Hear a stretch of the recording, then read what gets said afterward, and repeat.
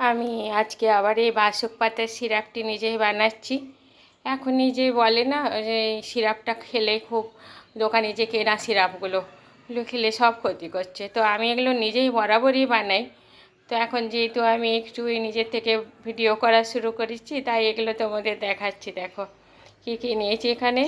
এই যে এটা আমার আছে লাল বাসক, এটা আছে তুলসী, এই কালো তুলসী, এগুলো হচ্ছে কাশি টাশি হলে খুব কাজে দেয়।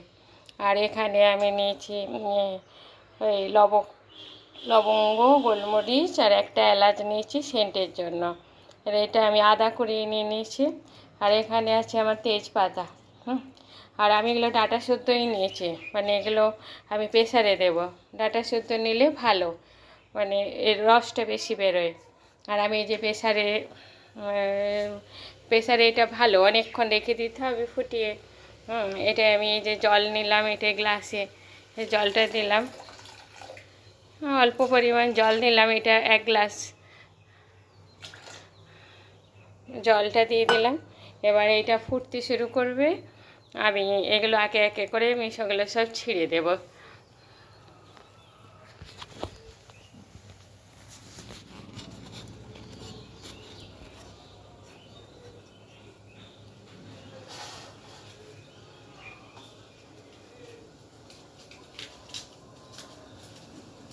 প্রথমে আমি তেজপাতাটা দিয়ে দিলাম,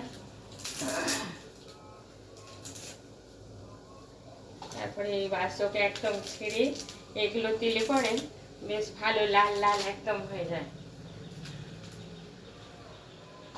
তারপরে এই তুলসী, এটাতে মনে হচ্ছে আমার আরেকটু জল লাগবে।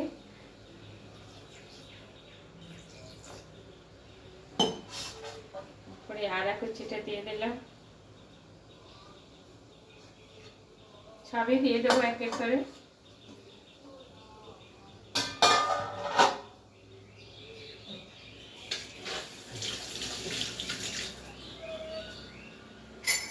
তারপরে চামচ দিয়ে আমি একটু নেড়ে দিই।